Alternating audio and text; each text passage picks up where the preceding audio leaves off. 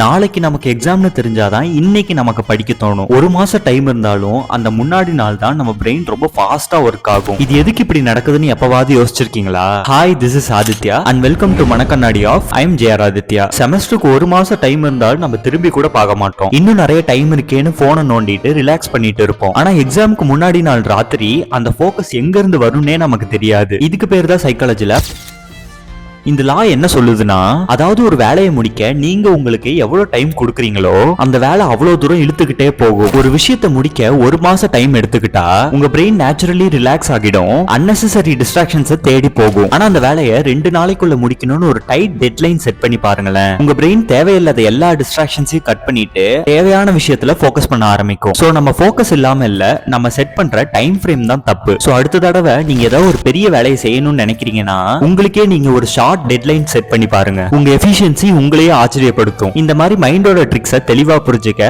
I am JR ஆதித்யாவை follow பண்ணுங்க.